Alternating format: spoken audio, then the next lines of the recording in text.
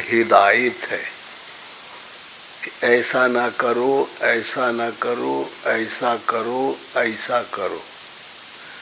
हाँ, और भगवान की तारीफ करो, भगवान की विनय अनुन्य और कीर्ति गाओ, और कुछ न बोलो। और भगवान के लिए कोई कायदा कानून नहीं है, वो जो करे एकदम फ्री है। वो काल, करोड़ों काल के समान है, करोड़ों माया के समान है, करोड़ों बेईमानियों के समान बुद्धि है, करोड़ों कामदेव के समान है, करोड़ों लोभियों के समान है, करोड़ों बुरे गुणों के समान है, भले गुणों के समान है। उसको पास सब ताकत है, और जो उसे पाना चाहता है वो बाप भारी संभल के चलेगा परी। वो गलत काम नहीं कर सकता, गलत पे या नीचे गलत हो जाता है। और मानवीय समस्याओं में देखा जाए तो अब एक आदमी गलत आचरण करे, मास्टर बेईमानी करे और लड़कन से कहे कि तुम बेईमानी न करो, मास्टर सो जाए खा के कुर्सी में, और लड़का जो सोए लगे तो कहे माँ सारे का, माँ सारे का, माँ सारे। आए यू एक ठे नीति आए। मास्टर जो है ऐबी हो जाए, गलत विचार से देखे को न टोके, और लड़का जो है वो का अनुकरण करेंगे तो फिर वो जेल में चले जाइए, बांध लिए जाइए। तो ऐसे नियम नहीं चलता भगवान के ऊपर। भगवान के वीटो पावर बहुत भारी आए। हाँ, यह बात है। अच्छा, कौनो धर्मावलंबी यही बात को नहीं मानते। अगर हम कहते हैं ये ईसा पैदा हुआ और फिर क्रिश्चियन लोग उसे परमात्मा मान लिए कि परमात्मा आए थे और वो हमें शिक्षा देने के लिए, हमारे हित के लिए, और उनको जो है, जो काफिर लोग हैं उन लोगों ने मार डाला, छाती में बिरंजी गाड़ के नहीं मार डाला। तो उनके दुख में ये लोग उन्हें मानते हैं। हाँ, अगर उनको दुख न दिया जाता तो नहीं मानते।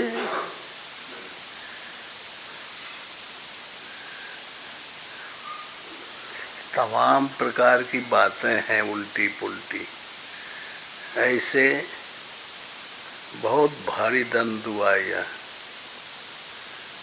कहीं कोई बात ऐसे जाती है, फिर बदल के जाती है, फिर और कोई ढंग ले लेती है। अलग अलग अलग अलग विधियां हैं।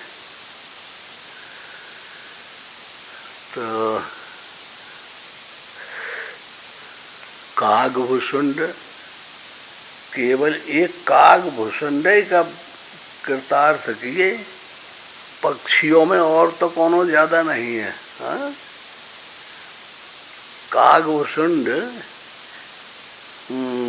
का एक ही किस्सा आता है। जटायु का आता है कुछ। जटायु का भी आता है कुछ। जटायु का भी है सरकार। हाँ, जटायु का तो वहाँ वो आता है, जटायु मर गया तो उद्धार किए, ऐसे तो तमाम उद्धार हुए। नहीं, यह का तो उद्धार, यह तो भगवान का उद्धार कर रहा है ना। यह का तो कभी मरना नहीं होगा, हो गया। और वो जो है ईश्वर का रूप बन गया, कागभूषण अजर अमर हो गया।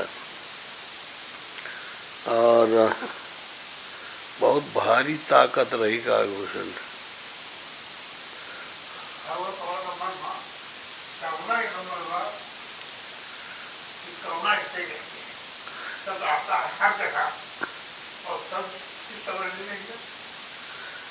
का है करुणा शब्द समझ में नहीं आवे।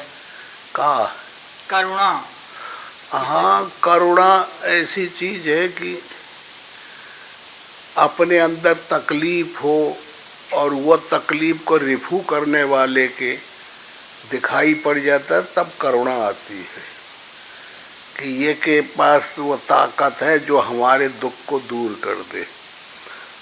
तो फिर जब उससे जो ललायतपना होता है, उससे अन्योन्य विनय होती है, उसका नाम करुणा है। ये अंतर्गत है और करुणा बहुत अच्छी चीज है।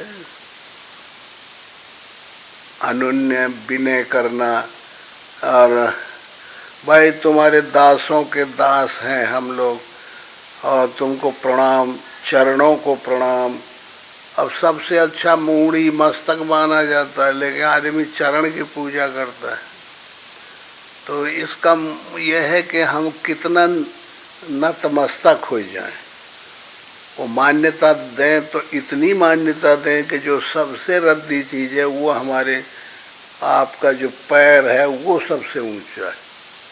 तो ये में अपनी भावना को श्रेष्ठता दी गई है, बहुत बड़ा। और महात्माओं ने कसर थोड़े लगाई है भगवान के पीछे, बहुत भारी विनय अनुन्य करते करते करते करते ये पता नहीं कितने युगों का जोड़ा गांठा है। अभी काकभूषण आज का थोड़ा बत कहा हुआ है, ये पता नहीं कितने अरबों खरबों कहाँ कहाँ रहे, क्या क्या किए। और फिर जब मुंह में जब प्रवेश कर गए थे राम के, तो कितनी देर रहे। उभय घड़ी में मैं सब देखा। उभय घड़ी माना दो घड़ी। तो दो घड़ी का मतलब घड़ी कितने की हुआ थी? 40 मिनट की। 40 मिनट की घटी होती है। 40 मिनट? 40 से 24 मिनट होती, 24 मिनट की। 2 मिनट? 24 मिनट की एक घटी। कैसे? सरकार 2.5 घटी का 1 घंटा होता है। अच्छा। तो 24 मिनट की एक घटी हुई। हाँ, यह बड़ा भारी पुराना मामला। पहले शेर, बाँट, छटाक, तोला, ये सब चलते रहे। अब वो समझ में नहीं आता कि वो का बाँट रह ही नहीं गई। पौवा, आधा शेर, 3 पाव, छटाक,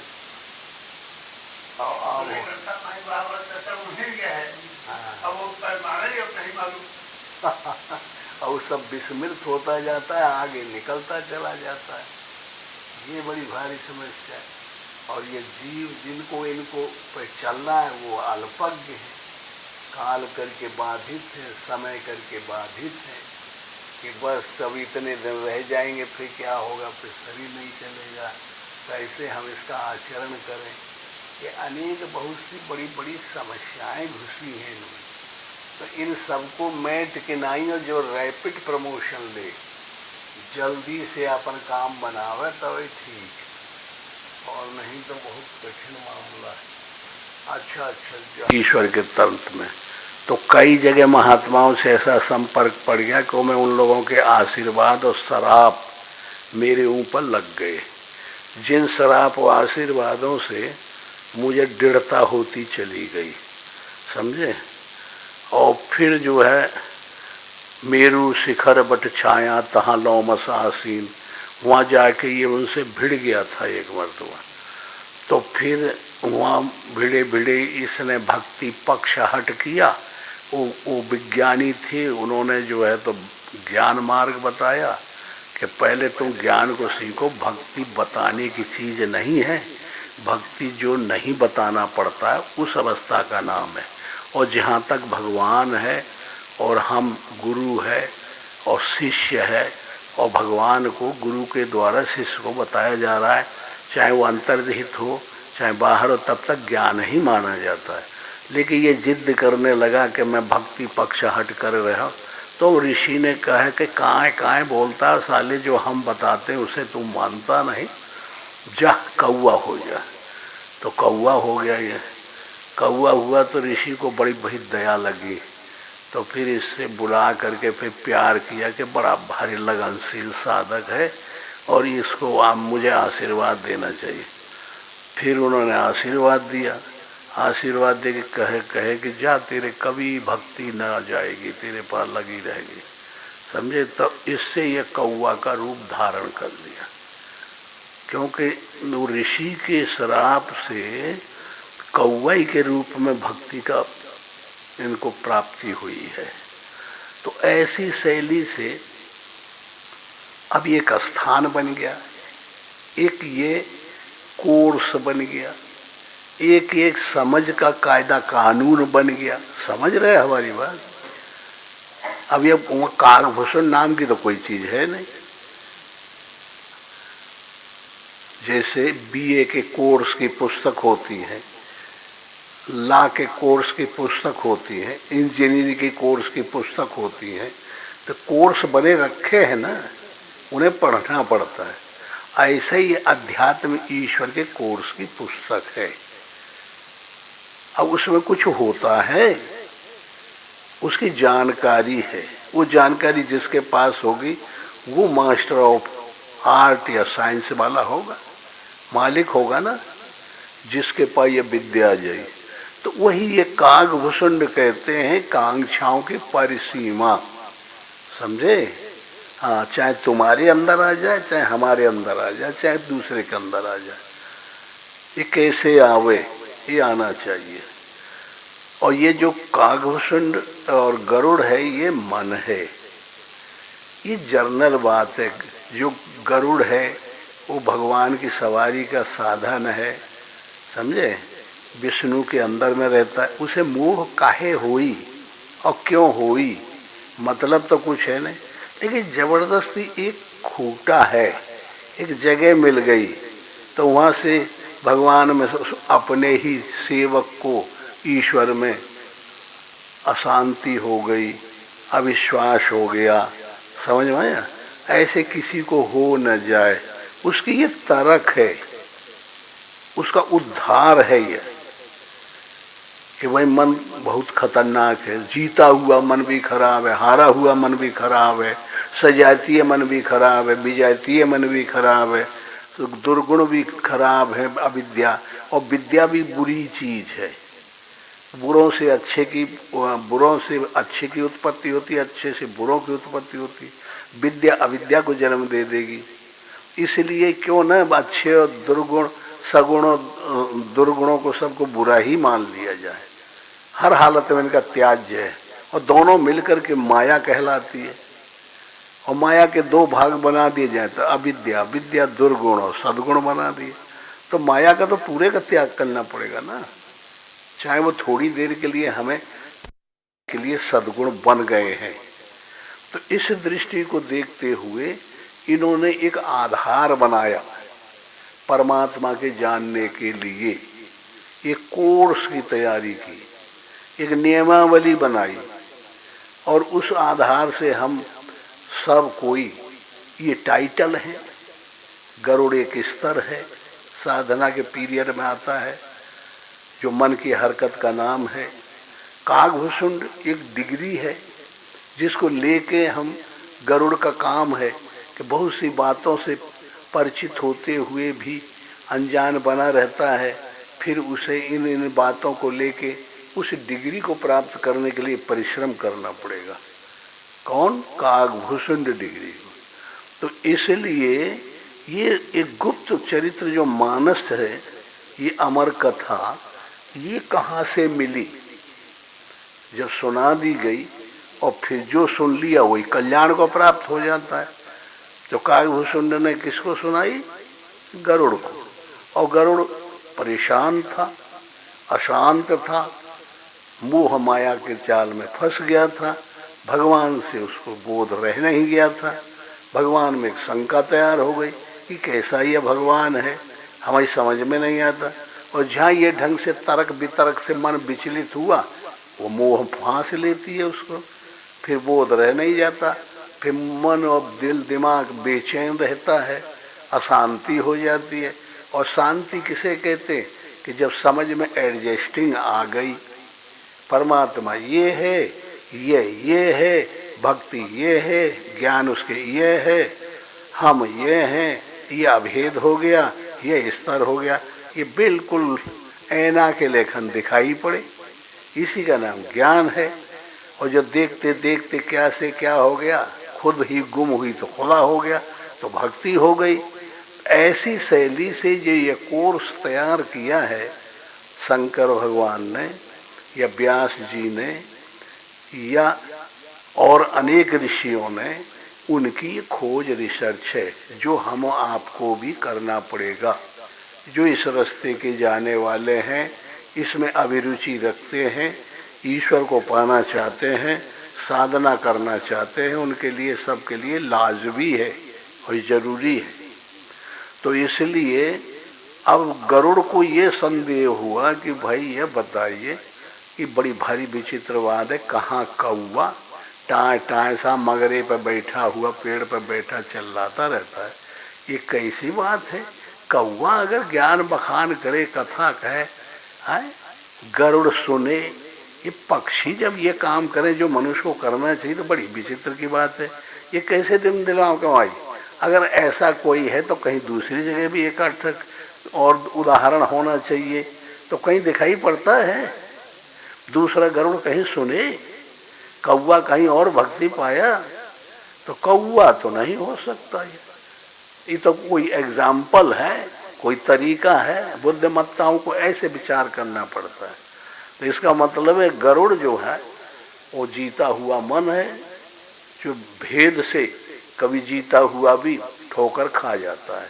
उसी पे शंका तैयार हुई, भगवान में अविश्वास हुआ, और फिर वो कागभूषुंड वो तत्व है जो चरम सीमा है, सबसे उच्च कोटि की आकांक्षा है, जो हमेशा एक रस रहती है।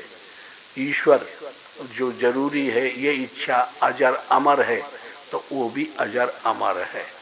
ऐसी जो समझ जिसको हो जाए तो वो है कागभूषण। तो जब उससे ये कथा सुन ली गई तो फिर गरुड़ सुखी हो गए, आनंदित हो गए, विभोर हो गए, परेशानी से दूर हो गए, भक्ति आ गई, ज्ञान का प्रकाश हो गया। समझ में आया?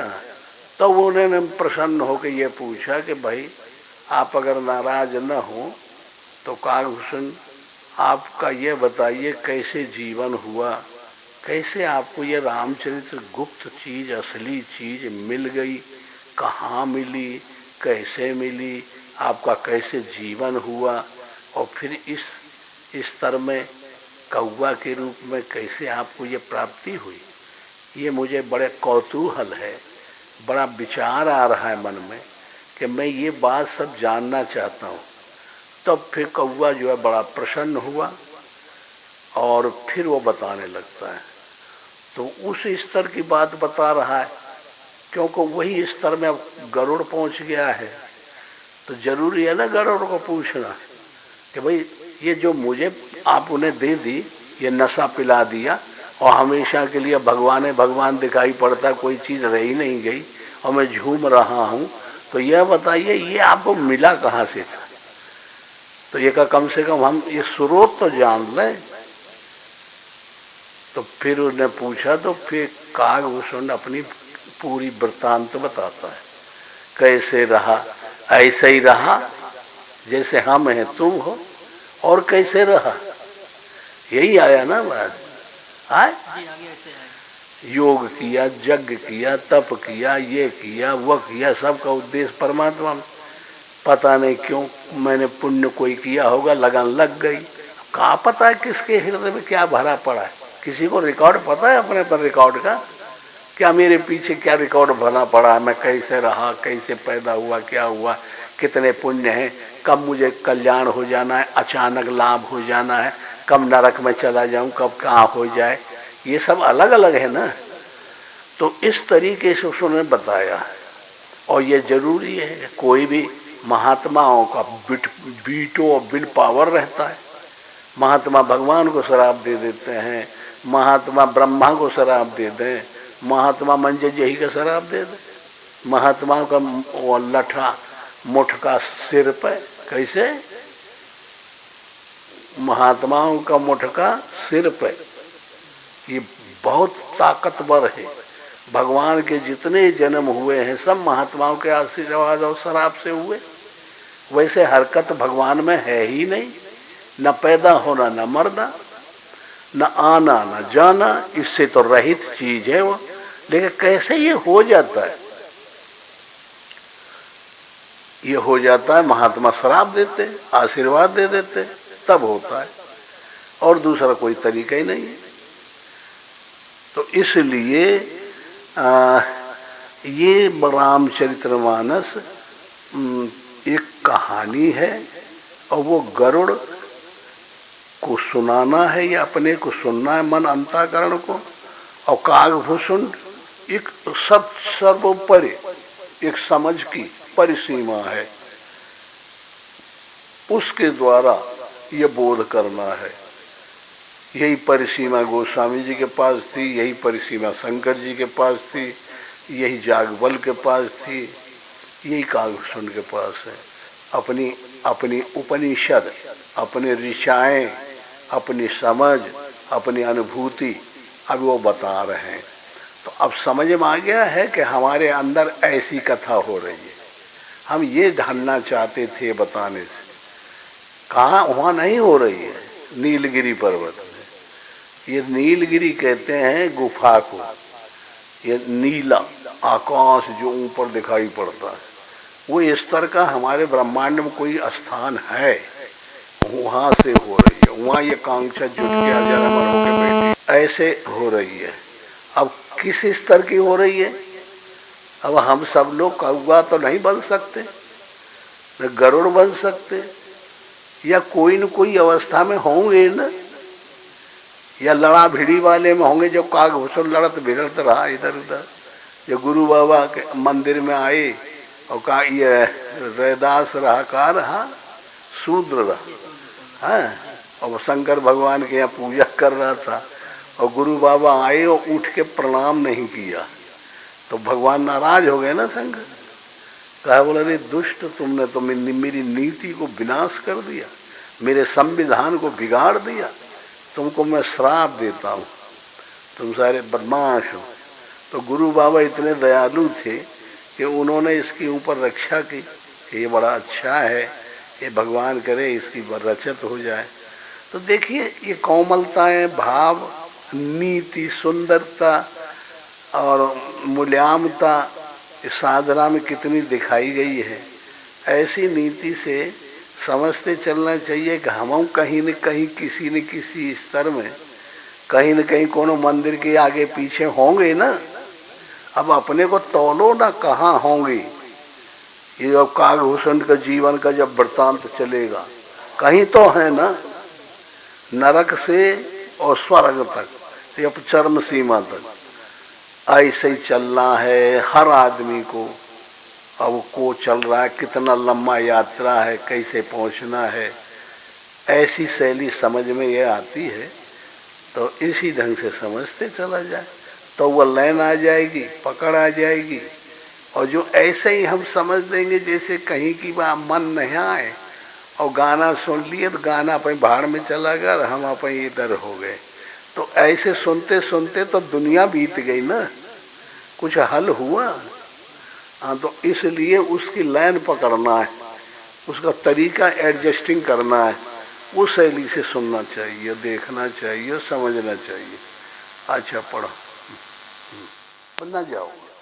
अयोध्या पूरी हो गई, शरीर समझे। तो शरीर किनका मिला? मनुष्य का, मनुष्य का शरीर।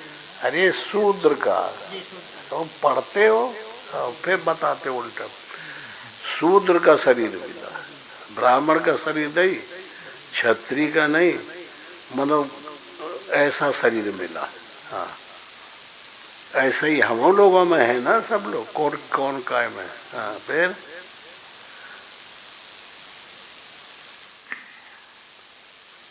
मैं मन वचन और कर्म से शिव जी का सेवक और दूसरे देवताओं की निंदा करने वाला अभिमानी था। धन मद मात्र परम वाचाला, उग्र बुद्धि उर्दम्भ विशाला। यद्यपि रहें रघुपति रजधानी, तदपि न कछु महिमा तब जानी। मैं धन के मद से मतवाला, बहुत ही बकवादी और उग्र बुद्धि वाला था। मेरे हृदय में बड़ा भारी दंभ था। यद्यपि मैं श्री रघुनाथ जी की राजधानी में रहता था, तथापि मैंने भगवान आत्मा रूपी राम की राजधानी ये शरीर है, इसमें मैं रहा, लेकिन कुछ समझ में आया नहीं। खाली विवेक ज्ञान में बहुत निपुण, मन वातावरण में बहुत कुशल था। जैसे लोग होते हैं बलावे में, बताते रहते हैं, और वाचाल और मद मुंह में पगा हुआ, और शंकर जी को मानता था, इतना भर था।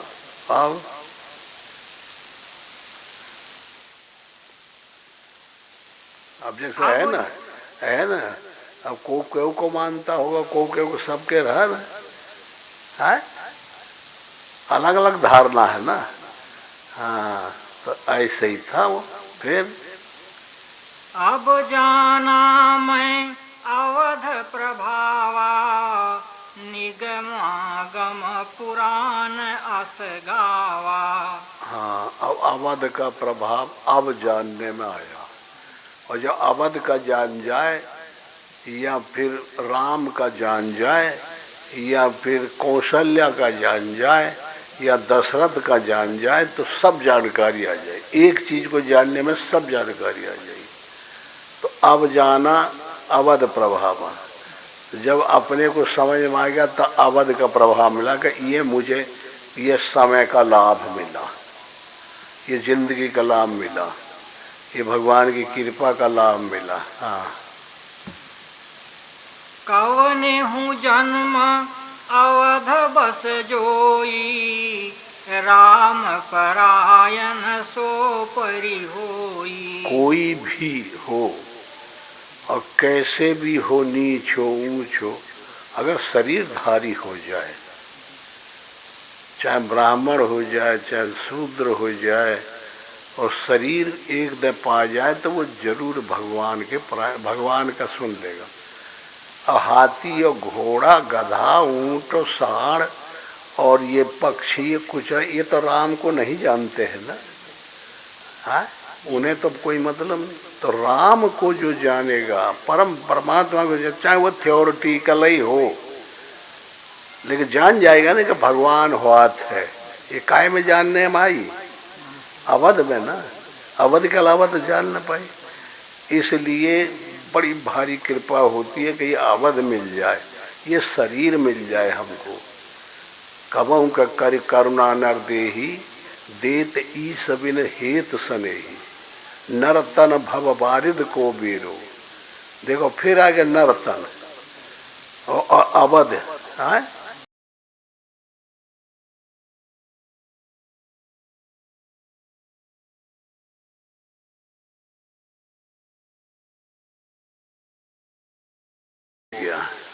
जहाँ से वो रास्ता जात है परमात्मा की तरफ, और वो है यह रास्ता। जैसे रेलवे जाती है तो वो स्टेशन पर पहुंच गया जहाँ से उधर बम्बई की तरफ गाड़ी जाती है, तो जाबे करी, और दूसरे इधर उधर ना जाए तो वही में चला जाएगा। तो इसलिए मनुष्य तन के अलावा भक्ति शुरू नहीं हो सकती। भगवान को जानने के लिए कोई जरूरत ही नहीं पड़ेगी। 84 लाख योनियों को कोई जरूरत नहीं है, न ब्रह्मा से मतलब, न विष्णु से मतलब, न राम से मतलब, न शंकर जी से मतलब, न उन्हें नरक से मतलब, न स्वर्ग से मतलब है। तो फिर ये भ्रम क्यों नहीं दूर कर दिया जाता है? केवल मनुष्य योनि को है, और मनुष्य योनि को बहुत बड़ा महत्व माना जाता है। शास्त्रों ने इसको इतना बड़ा महत्व दिया गया है कि ये जो योनि मिल जाए किसी को तो वो भगवान की तरफ निश्चित, चाहे धीमी गति से चैंटी की चाल जाए, पिपील का चाल, चाहे अंग चाल, चाहे चिड़िया की चाल, चाहे जो है तो मुनमुनिया की चाल, अनेक चाल है, गति है, लेकिन जाएगा ईश्वर की तरफ। ये निश्चय कई जगह किया गया है। इसलिए काकभूषण को क्या मिला? आबद मिल गई, समय मिल गया। ये समय मिलना दुर्लभ है। हाँ, फिर अवध प्रभाव ज्ञान तब प्राणी, जब उर बसहि राम धनु पानी। सो कलिकाल कठिन उर्गारी, पाप परायण सब नर नारी। अब मैं कल के कुछ धर्म कहता हूँ। वर्ण धर्म नहीं आश्रमचारी, श्रुति विरोध रत सब नर नारी। द्विज श्रुति बेचक भूप प्रजासन, को नहीं मान निगम अनुशासन। मार्ग सोई जा कहूँ जोई भावा, पंडित सोई जो गाल बजावा। मिथ्यारंभ दंभ रत जोई, ता कहूँ अंत कहाई सब कोई। सयान जो पर धनहारी, जो कर दंभ सो बड़ आचारी। जो कहा झूठ मसखरी जाना, कलिजुग सोई गुणवंत बखाना।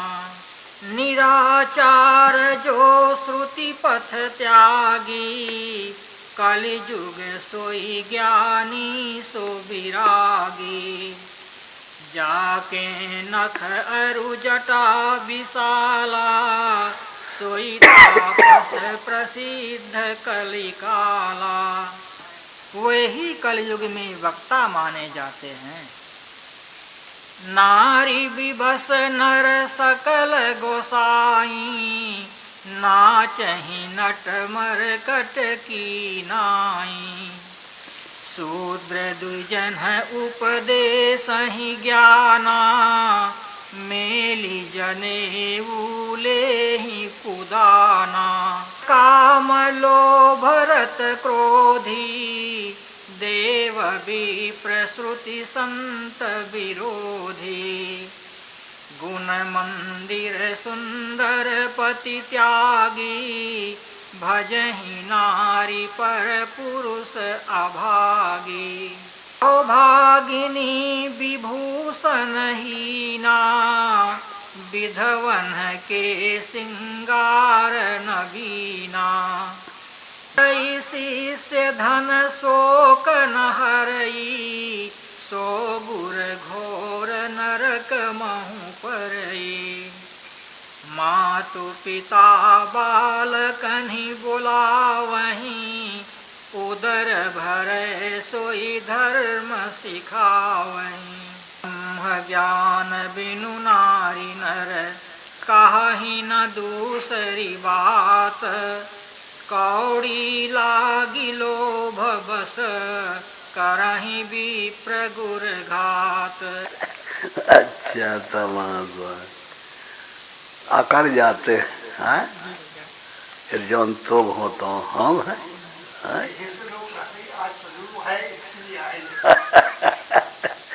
कोनो मतलब नहीं। तुलसीदास ऐसे छान छान के लिखे है, ये बहुत बढ़िया। ब्राह्मणों से विवाद करते हैं और कहते हैं कि हम क्या तुमसे कुछ कम हैं। जो ऐसा कहकर वे उन्हें डांटकर आंखें दिखलाते हैं। परत्रियलम पट कपट सयाने, मोह द्रोह ममता लपटाने। त्यई अभेदवादी ज्ञानी नर, देखा मैं चरित्र कलियुग कर। उनके सामने बोल सके, वो इतने पावर वाले लोग होंगे। तो ऐसी शैली से उसको सतयुग कहते हैं।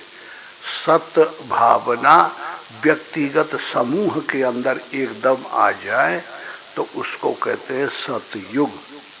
और जो त्याग की भावना व्यक्तिगत समूह के अंदर आ जाए, त्याग हो जाए, उसको कहते हैं त्रेता युग। और जब व्यक्तिगत समूह में दुविधा आ जाए कि सत्य को भी समझने का प्रयास थोड़ा करे और असत्य को भी, तो इसको द्वापर युग कहते हैं, ये रहनी को। और जिनको व्यक्तिगत समूह में कपट आ जाए कि जैसे इस समय जो दिखाई पड़ता है कि बस अब है नेता और समय पर दूसरी बात कर रहा है कोई दूसरा आदमी और कहा मैं ये हूं, ऐसा करता हूं, ऐसे जो अनाधिकार चेष्टा करने लगते हैं, और वो है कलयुग। कपट सबके अंदर आ जाए तो उसका नाम कलयुग। इसलिए ये में कभी परिवर्तन का मतलब नहीं। अगर जो व्यक्ति जिस योग्यता में निपुण है और पा गया है, वो उसी का बखान करे और उसके इधर उधर न बोले, न ज्यादा बताए न कम बताए। और जो जैसा स्वभाव है वो उसी स्वभाव के अनुरूप कृत्य करे, तो वो अच्छे युग होते हैं। और ये जो आजकल की प्रवृत्ति हुई है कि बस हमें लाभ होना चाहिए, चाहे झूठ से हो, चाहे बेईमानी से हो, चाहे बुराई से हो, चाहे कपट से हो, तो ये जो प्रवृत्ति आ गई है इसको कहते हैं कपट। तो कलयुग कहते हैं इसको। तो कलयुग में बस ये हो जाता है। हाँ, सब एक दूसरे में कंपटीशन की भावना बढ़ जाती है और लोग जो है तो वैसे तो मानेंगे नहीं, क्योंकि ऊपर से महात्माओं बिगड़ गए, फिर उधर के नीचे वाले बिगड़ गए, फिर और बिगड़ गए, फिर नीचे वाले बिगड़ गए। तो सब में स्तर अलग अलग हो गया तो सब स्लिप करते जाते, सब स्लिप करते करते सब बिगड़ गए।